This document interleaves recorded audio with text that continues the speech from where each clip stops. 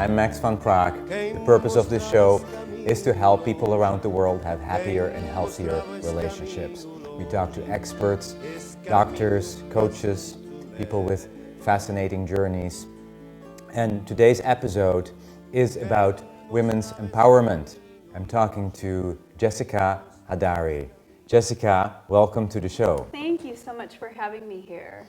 And so you're here because you are really a stand for women in your life. You run circles. You told me since you were 18 years old you have an organization called Femme Talks, and this is kind of natural for you. Tell us about it. Yes, I grew up around women's groups and circles. My mother led circles and groups. For her, it was actually through the church, so a slightly different path, slightly different angle.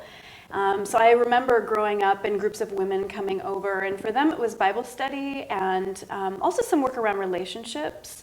So sometimes there were couples in our home, and my mother and my father both have degrees in counseling and would lead these groups.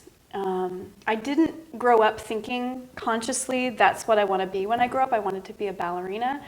But as soon as I was 18 and out of the house and living 2,000 miles away in New York City, I got asked to join a women's circle. And it's just been ever since then. I've either been a part of a circle, or I've led a circle, or I've been running this networking group now for a few years. This is a community effort. A community of women, yeah. Mostly, we call it the Alliance of Women Educators, Healers, and Leaders. Mm-hmm. So it is a community of women that are facilitators, workshop leaders, coaches, but also women that just like the connection of coming together and learning together and gaining friendships, and collaborations come out of it all the time as well. No men allowed. No men allowed, although we have had one honorary man, diva, who came and taught a self-defense class along with his female assistant, and so he was our honorary diva for the day. So only women. And how do you feel that doing this has made you better in intimate relationship? I think the main way that sticks out for me is that when I'm in a relationship with a man, with my partner, that while he's a wonderful support for me, and I feel like coming home to him feels like a sanctuary, I know that I have a space every week or every other week within my women's circle. We've been circling together for 7 years. I have a space where I can completely share, completely be held in whatever emotional turmoil I might be going on or might be going on for me, that I don't have to come home and dump that on him. As willing as he would be to receive that, I have a space with my women friends to put my emotions and to gain perspective and to get reflection in that feminine container, so that when I do go home, I'm already filled up and nourished and am better available for my son, my partner, and the rest of my family. So wow. I think that's the main. And he has the same thing? Does he have he has men's circles or men's support? He does. He's part of a men's group, and theirs is more martial arts focused, so it's more physical. They actually do certain practices together, where the women's group is more, I would say, more process oriented. Like we come together and do meditations and writing exercises and deep shares, which is really fulfilling and nourishing for my feminine side. And do you invite teachers, or are you the leader, or who is leading the circles? Some of the circles that I have spearheaded, I've been the facilitator. The circle that I was just talking about, we co-facilitate, we take turns leading that circle. And when I create circles for other women, I do bring in guest facilitators so that they're going through 3 months, 4 months, 6 months, or a year on a specific journey with one another. Okay. Okay, so you invite people to speak and you hold the space, basically. Yeah, yes. I think this is so important for people watching to so often people in marriages and relationships are like an island, right? They're holding on to each other, and there is turmoil, and there is problems, and there is drama, and there is not enough support. And the relationship is often set up to fail because there is not community support. People don't have even best friends often.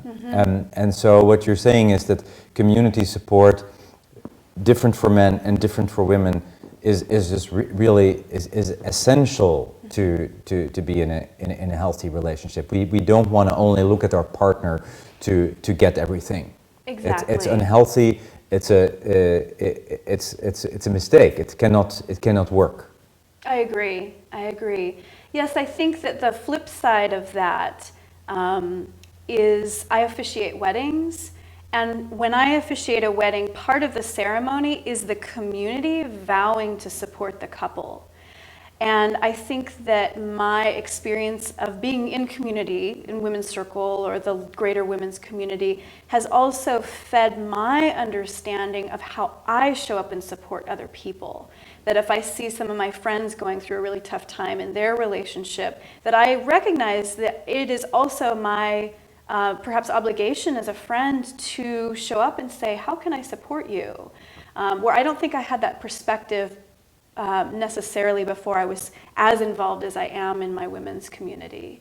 So I think that that's two sides of the same coin. You are a minister, or you a priestess?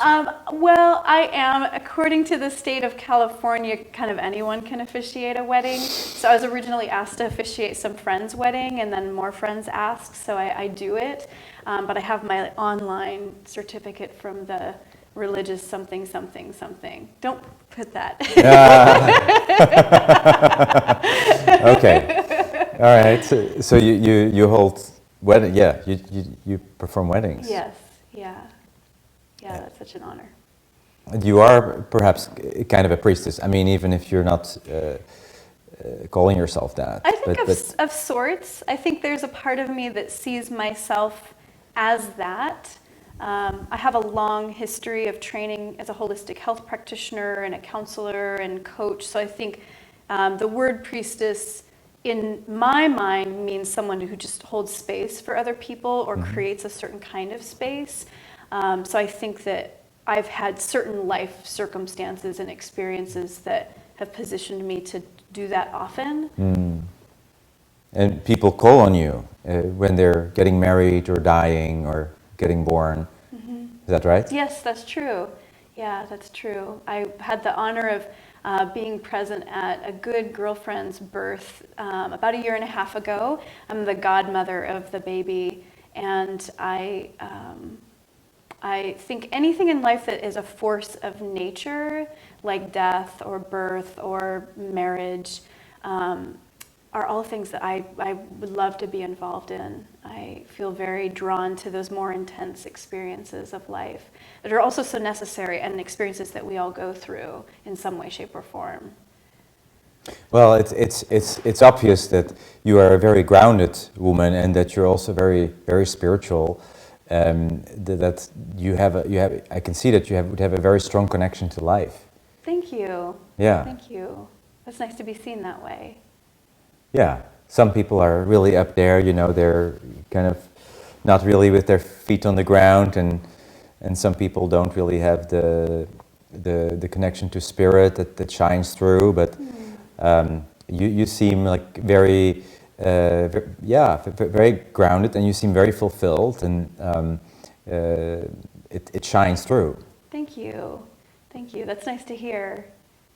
Yeah, I guess I could also attribute some of that to my connections with my women friends, kind of like I was talking about a little bit before, that experience of feeling like I have a place where I know no matter what, I'm going to walk away from that space fully nourished, so that I can come out into the world and do whatever I want, kind of create my life however I want it to look. You also had a big health challenge. Would you tell us about that? Sure. Yes. In comparison to a number of friends who have gone through health challenges in this last year or so, it felt big for me, and I also, honor the kind of bigger illnesses that are out there. And I'm noticing that this is the age, like 30s, 40s, 50s, that wonderful people in the community are starting to either get very ill or pass on, and just kind of noticing that as I age, that's going to be more frequent of an occurrence. So just that has had me become very present to my own mortality. My experience was several years ongoing journey of not really knowing what was wrong with me, but having symptoms like memory loss and really strange hormonal things going on with my, my female system. Feeling like I could never get enough sleep. I was always tired. My hair started falling out. And I think it was a culmination of some chronic fatigue due to the ways that I was stressing myself. I was making choices in my life that were causing me stress rather than choosing a pathway of ease. What was your disease? Well, I was about to get to that. That was the first symptom, was just this chronic fatigue. But I also know that stress is creates more cortisol in our systems, and that cortisol is like battery acid with our tissues, especially perhaps for women. And so I was diagnosed with abnormal growth on my cervix, like abnormal cells. And what I was told was that it was the most advanced, like that one little step right before cancer, cervical cancer. So I had part of my cervix removed last spring, and I have to say, as soon as I had that procedure, as intense as it was a very intense procedure to recover from and to go through, and I'm so appreciative of my support. But after I had that procedure, it was like 180 degrees. I suddenly felt better. I really think that my body was desperately trying to tell me that something was not right. And it makes me wonder how many other women are getting those messages, that are feeling stressed or they're feeling tired, and they continue to plow through, and really it's their body saying, stop, it's time to slow down, it's time to kind of nourish your body and find out what's going on. So for me, that's how my body clearly told me something's not right here. And as soon as I took care of it, I've just been feeling continuously better ever since then. I also saw a wonderful acupuncturist who specializes in women's systems and women's hormones, and that was really a wonderful add-on to having the procedure done. Has this affected your intimate life? Physically, no, thank God. I was a little worried that my sensitivity internally would be affected, and that hasn't been the case. What I did find, though, is the couple of months after the procedure, that almost like on an energetic, emotional level, I had to be more gentle, obviously, with those tissues.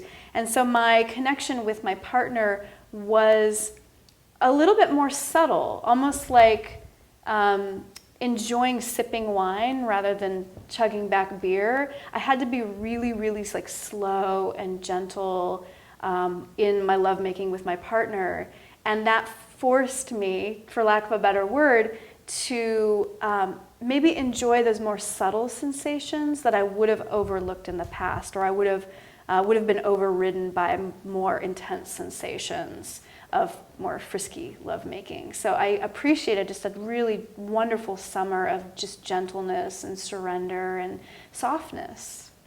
Nice. Yeah.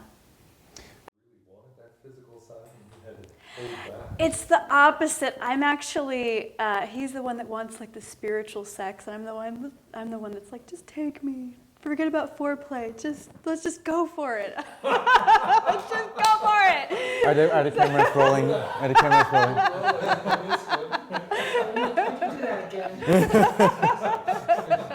Okay, we need to have that on tape. We need to have this on tape.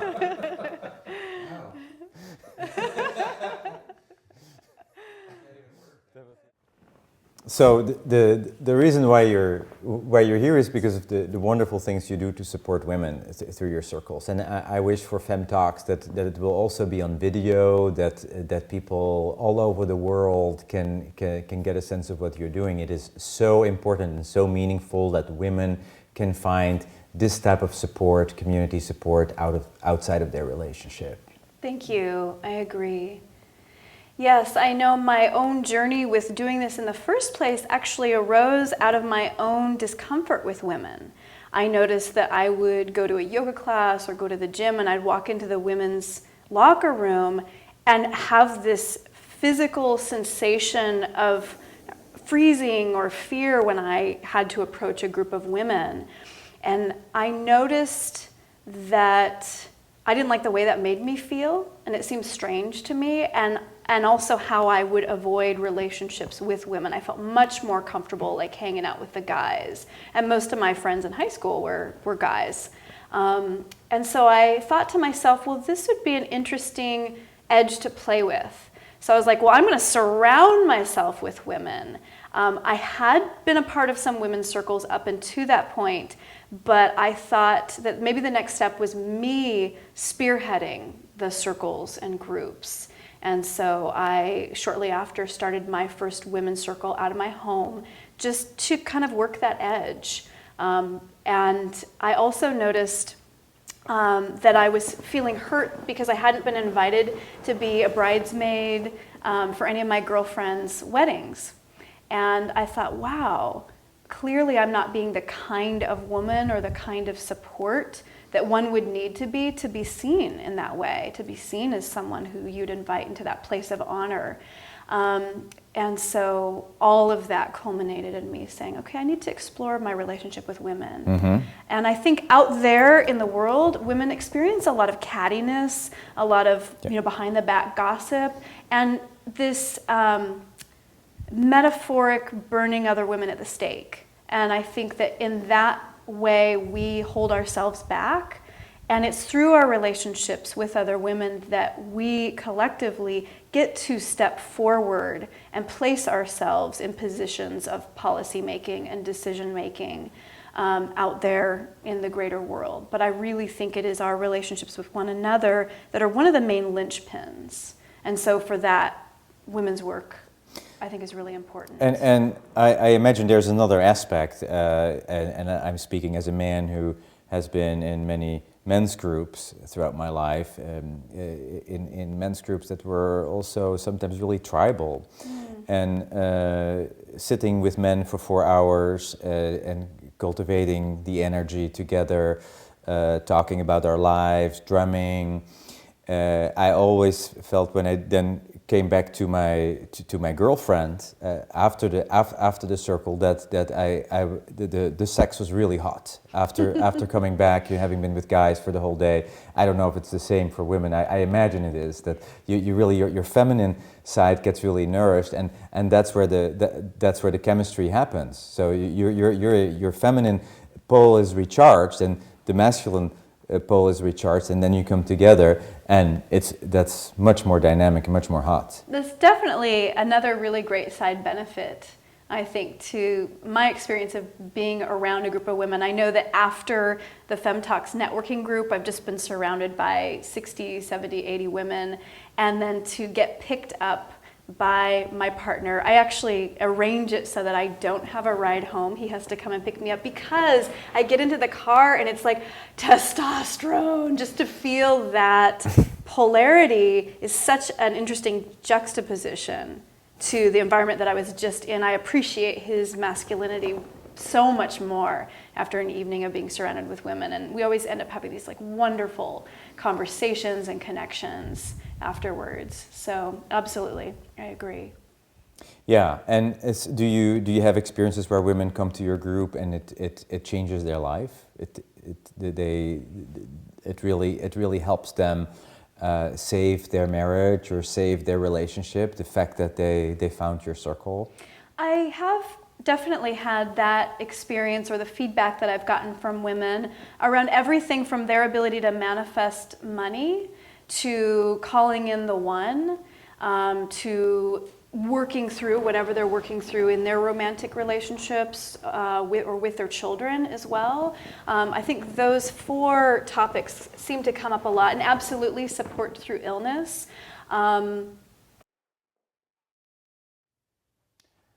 What strikes me so important about what you do is that women getting empowered alone is something very different than women getting empowered in a circle. I agree. I think that women are by nature very communal creatures. I remember when I was a little girl that the way that my brother would play with his toys was always around like fighting and like who's in charge. And my way of playing with toys was like, okay, who's the mommy and who's the daddy and who's the kids, and creating these like little communities of toys. So I don't know how innate that is for every woman, but I think there is something to be said for coming together live to learn and grow that has a very different feel and perhaps a very different outcome than learning or growing by oneself. I think there's a lot of value in things like Vipassana meditation or kind of internal solo soul practices. But I think that if we only engage in those practices, we kind of cheat ourselves out of all the growing and learning that can only be had through relationships and through community. Yes, the real thing. Yes. I think that our relationships in our communities as adults often trigger things that may have been coded as traumas or owies, for lack of a better word, when we were children in our families. And our whole adult life is an opportunity to work through some of those shadow places. And I think that in personal growth that's just done by oneself, absolutely you can do cover a lot of ground in exploring that terrain. But I think through relationships and community, you can get a little bit further. And that's as true for men. Absolutely. Yeah. Yes. And sometimes people say, well, women, it's easier, more natural to be, but it's also true for men. Men also really need that. And they need other men. It might even be more crucial for men right now because it's not as natural for men to come together in big communities for the purpose of spiritual growth. We see it more and more, certainly in the Bay Area we see it, but I think it's less common and very much needed. Tell us more about how some of your experiences with your work with women are impacting your relationship. Okay, great. You are in a committed relationship. I am in a committed relationship. Long term. Long term. What I'm noticing that I want to say about that is that I think that we're in an era where there's a lot of focus on relationships with one other person, whether it's a partner or an ex or a partner or an ex.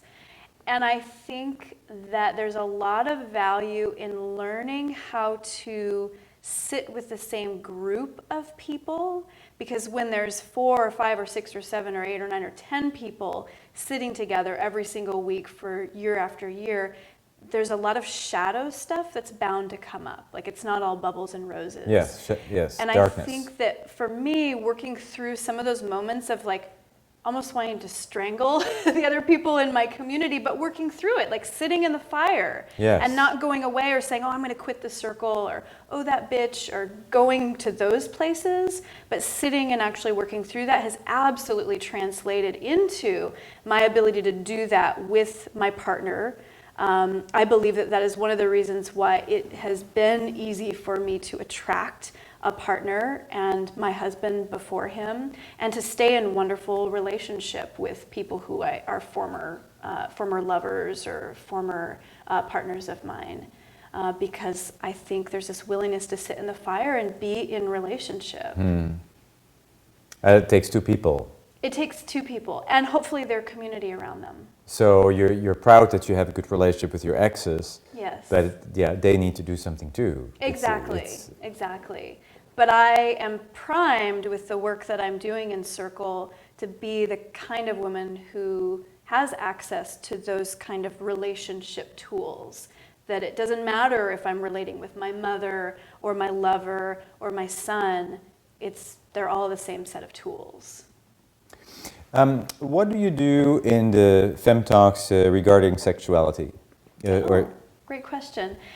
Most of our topics are around entrepreneurship or personal growth, but we recently had an event called 8 Things You Didn't Know About Orgasms. And we had 4 women on the panel, expert speakers that talked about everything from full body orgasm to tantra to feeling sexy after cancer or serious illness. It was a wonderful, really, really deep evening that I thought going into it that I would know everything, but I actually had a few aha moments myself. Nice. And women talked about that, and there was conversation. Yes, yeah. So what is your dream, Jessica? What are you going to do with Femme Talks? Is it going to become video? You said there is footage, or you're going to work on making something that many people can watch. Tell us about your vision. We are making videos of the Femme Talk speakers giving their presentations at our events. And I'm also a really big believer that women actually need to connect live with one another, that there's something in that limbic connection that is the antidote to stress and that feeling of isolation. Nice. Or that they're in it alone. And so I think my biggest vision will always include live women's events and what I call seed circles, which is, aside from our networking events, little circles that start and then continue. Those women continue to circle with one another, and I love starting seed What is circles. the ideal number of women? In a women's circle? Yeah? 7. 7? Yeah.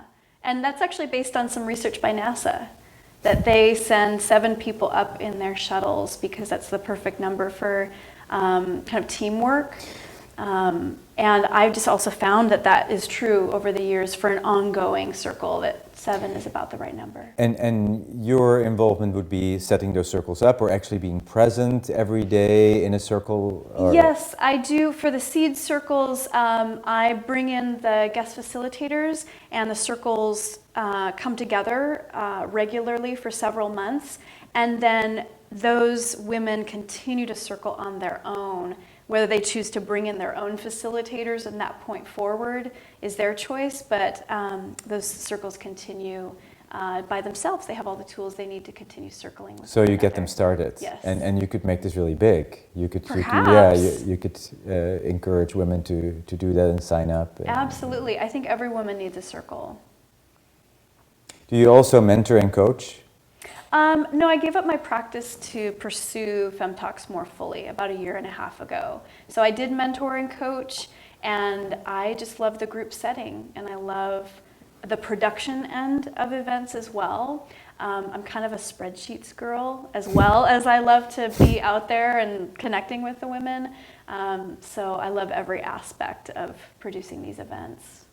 Nice. Yeah. Yes. Well, I think this is so important for everybody to hear.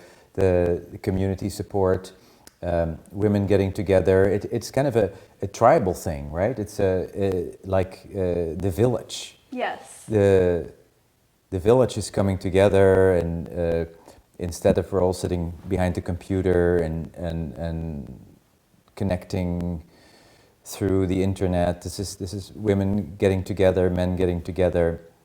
We need more of that, and I hope that it inspires many people. And it's been wonderful to have you, Jessica. Thank you so much. Thanks for coming.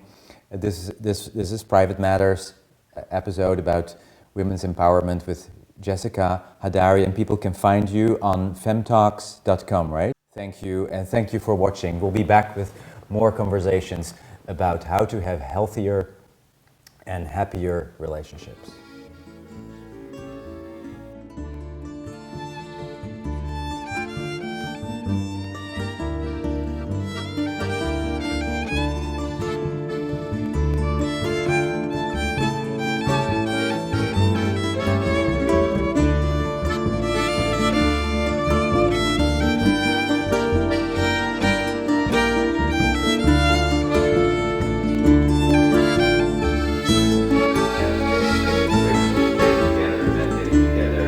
Se vos escrevemos, não está a escrever. Se vos esquecer, não está a esquecer. Até o dia que vou voltar. Se vos Hadari, escrever-me, you can não find you está a on escrever. FemmeTalks.com, Se right? vos FemmeTalks.org. FemmeTalks.org. FemmeTalks.org. Thank you, and thank you for watching. We'll be back with more conversations about how to have healthier and happier relationships.